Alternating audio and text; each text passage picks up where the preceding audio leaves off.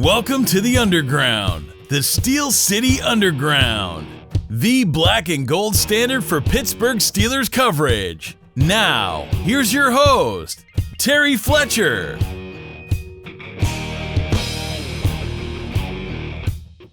Hello, everyone, and welcome to the Steel City Underground podcast. My name is Terry Fletcher, and that means that today we are talking WTF, What the Football. Week 13 starts with Thanksgiving Day games. So we had the Lions and the Bears, the Cowboys and the Bills, and of course the Saints played as well. But you have to look at it. I was not impressed with a lot of those games. I was basically playing FanDuel and hoping that I was going to just win some of the bets I made. I also bet on mybookie.com, which was one of our sponsors recently. So it's just interesting when you see what happens in some of these games and you're just like, who's coaching these teams? I mean, as far as WTF moments, let's start with the Cowboys. So they lost to the Bills, and the Bills have been playing great. I mean, they went into that game, and they're now, 8-3. I mean, you can't say enough about them. They're doing a great job, and they were on the road. So to be in Dallas and deal with that hostile environment, and remember, the Cowboys are an institution. I mean, there is no question that Jerry Jones makes that his Disneyland. I mean, he is the owner, the general manager. Obviously, he's trying to think he's a coach as well with his comments constantly in Jason Garrett's ear. But he was on his radio show this week and after the game, and basically he was saying and giving almost a Jason Garrett resume and saying just how great he was and how he's probably, or he knows for a fact that he is a Super Bowl caliber coach, that he can take a team there. And it was basically like he was basically doing an interview for him so that everybody knows that he's going to be available at the end of the season. And I thought the comment that he made that was interesting was, I do see him coaching in 2020. He didn't say he was his coach, but he said he thought he was coaching. Who does that midseason? We've still got 4 games left. And that, talk about getting in a coach's head, that was just crazy. Yes, they lost to the Bills 26-15. But did you see that game? They were just not playing well. And yes, I know that's on the coach. But at some point, these are men. They've got to figure it out. So I just feel bad for Garrett. I don't think he's a great coach, but nobody deserves that. But in saying that, let's look at what the Lions did. So they also were on their third string quarterback, David Blau. And the thing that drives me crazy about that is that at one point I had actually Matthew Stafford as a fantasy quarterback. Obviously, I had to drop him when Driscoll came in. And then all of a sudden they're like, oh no, we're using David Blau. You remember what I told you about that segment on ESPN? That helps nobody. So I'm just talking about fantasy. But he actually played well. They played versus the Bears. They did lose 24-20, but as a backup to the backup, I mean, talk about the year of the backup quarterback. He definitely played well, and I could see him having a spot somewhere on a roster coming up quick. When we look at the Saints, well, they're 10 and what are they, 10-2 now? They won their division, and now you're going to see sometimes them with players that are going to now sit back a little bit. So if you've got any Saints players in your fantasy leagues or you're betting on them, just know they're not going to get as much work now that they've taken their division. So that always happens. But here's something interesting, and this is a cool WTF moment. So Cincinnati won their first game. They're now 1-11. But if you didn't catch it, it wasn't with Lindley. It wasn't with Ryan Lindley, their draft pick. It was with Andy Dalton they put back in.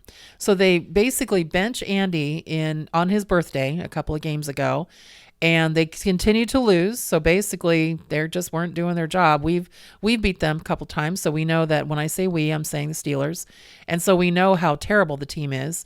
But basically, they're like, okay, well, we're at 0-11 now, so we know we're going to get the first overall pick. Let's go ahead and just see if we can at least win a game here. And they put Andy Dalton in.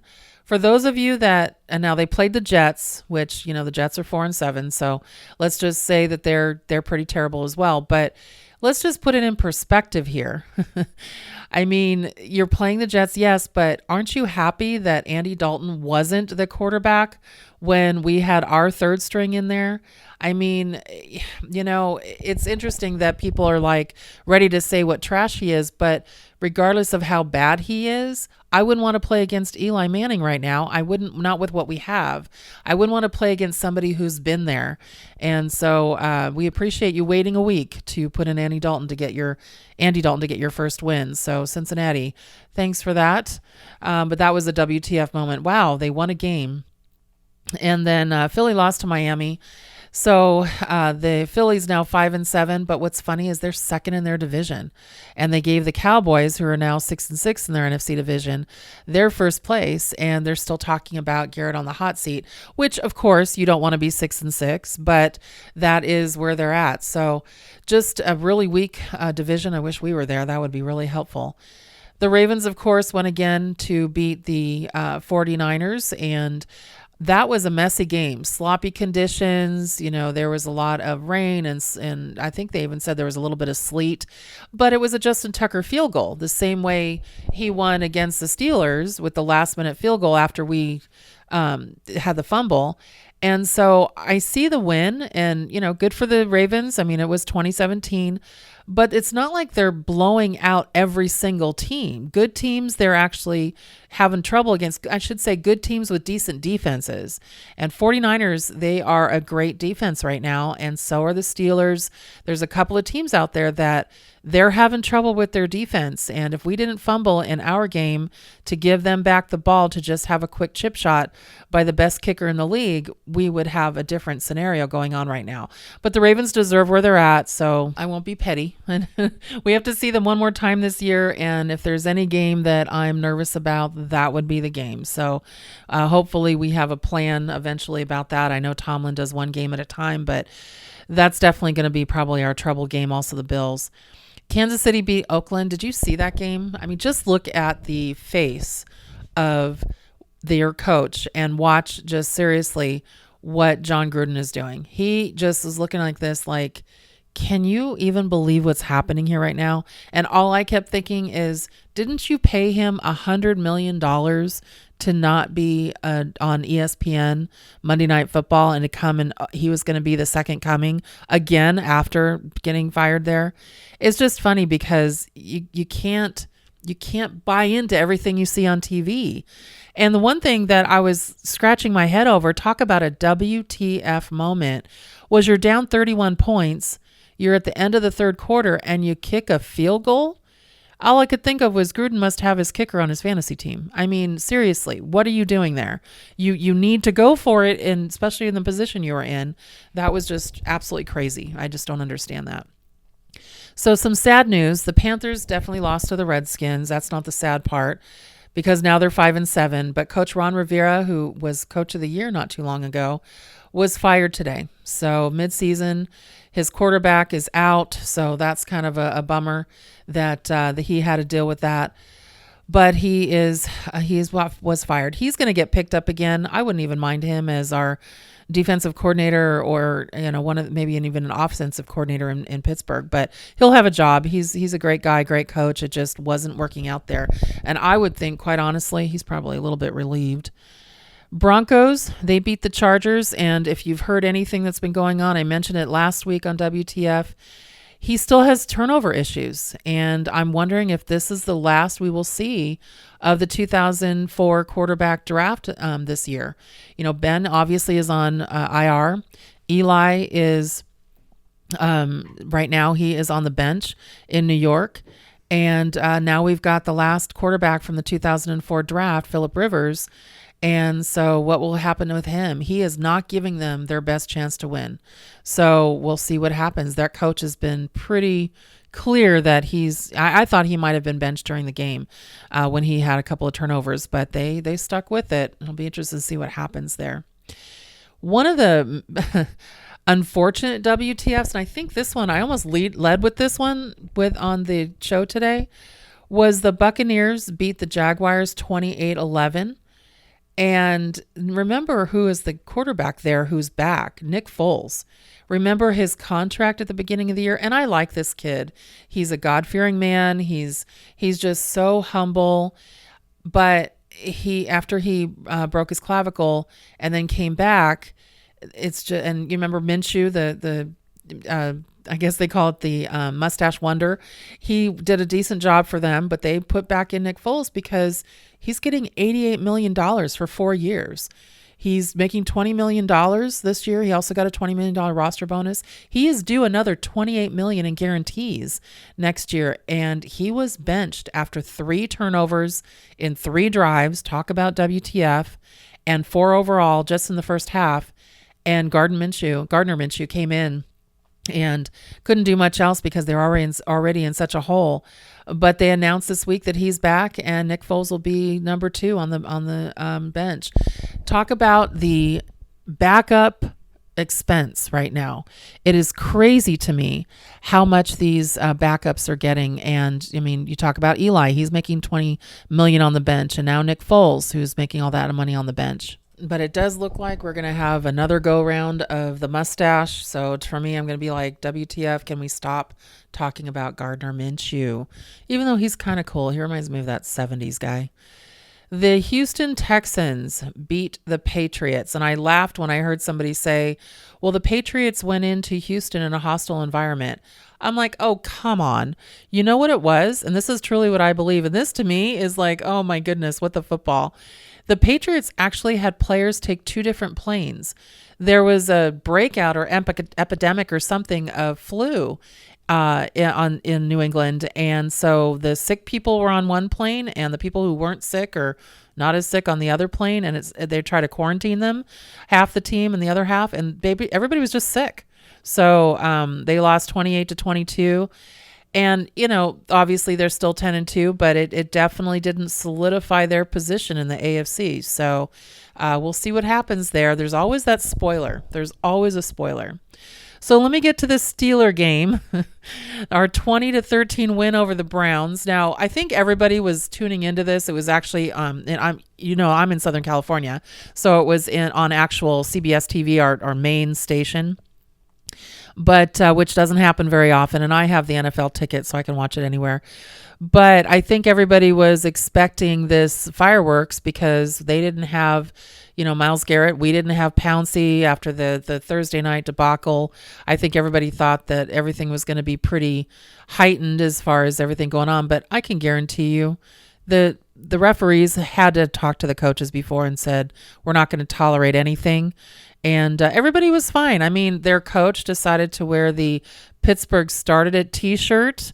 I'm like, dude, I mean, one of the writers out there who I respect, Jim Wexell, he basically said, well, what's the difference? And I'm like, I just think it's in bad taste. If you're a coach and you're supporting that narrative, you think you're not going to be in the hot seat? I mean, how many coaches from Cleveland have been fired after a loss to the Steelers midseason? You can't tell me he's not going to be one of them. But it just seemed just in bad taste. But there was a couple of calls. Now I'm going to get on the refs again. And I know you guys might think that I whine about refs. I try not to. But when it's so blatant, I mean, they call that phantom false start on Duck Hodges. And I guess Ramon Foster asked the ref after he was benching it on his radio show this morning.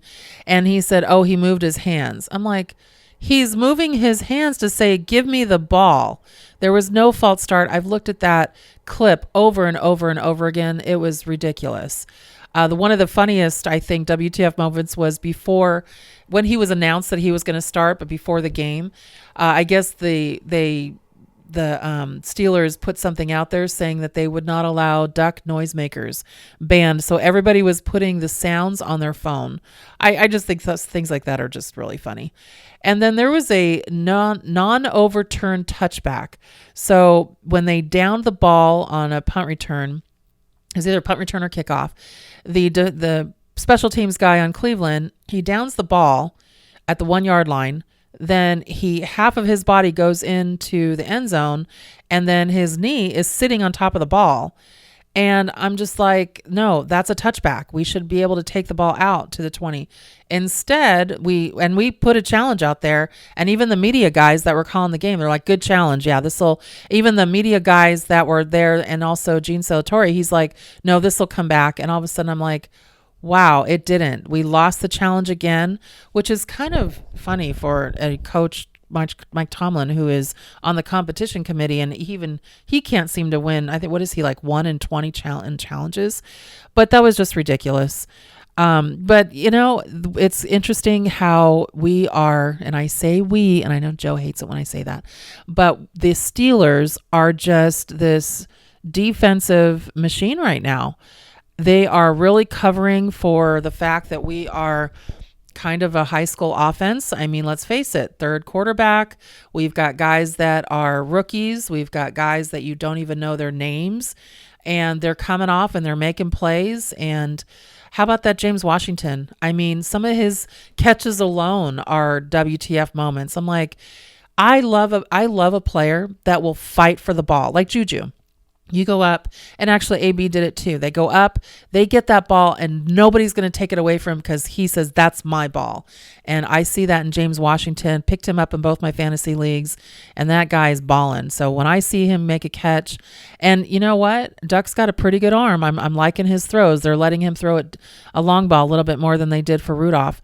I'm liking what I see. But Joe Hayden's last game-ending interception, our cornerbacks, our defensive backs, our defense is doing a great job.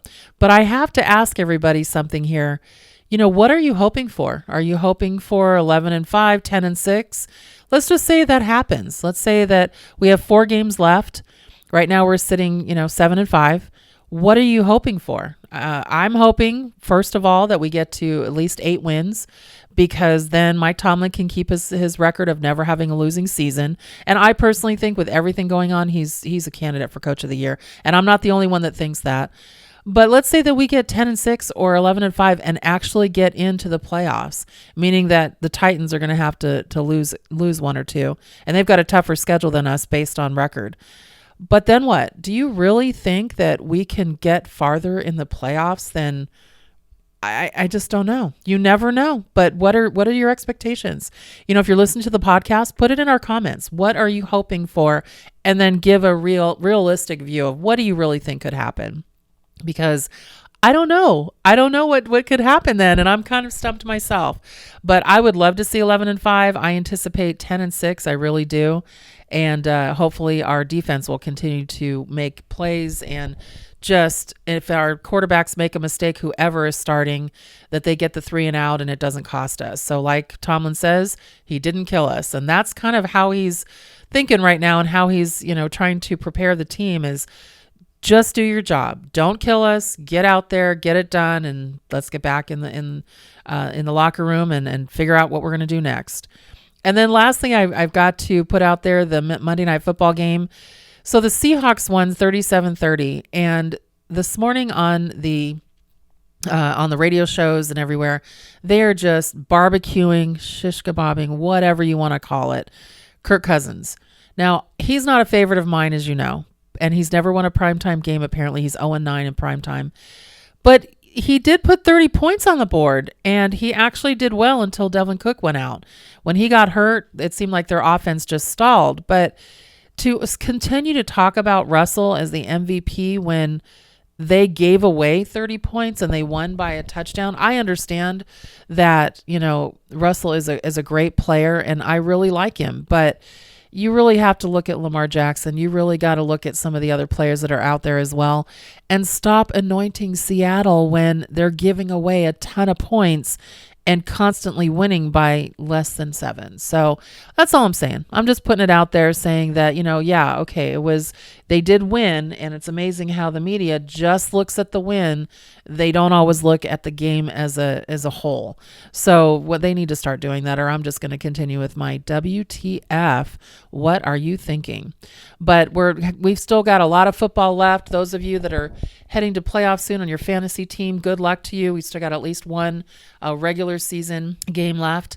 But let's just, everybody that is in the Arizona area that can get out to a game, let's get out and support. Let's make sure that Duck Hodges knows that Steeler Nation will follow him and follow the team where they go. It looks like it'll be 65 degrees. They're calling for 50% of rain, but I think that could work in our favor. But it should be a good game of football, and I can't wait. So hopefully on the road we pull it out. and for another win. That would be just phenomenal. So everyone, until next time, have a great day, a great week. Take care, and thank you for listening to the Steel City Underground podcast, WTF. We would like to thank you for listening and remind our listeners to follow us on social media and our website, www.steelcityunderground.com.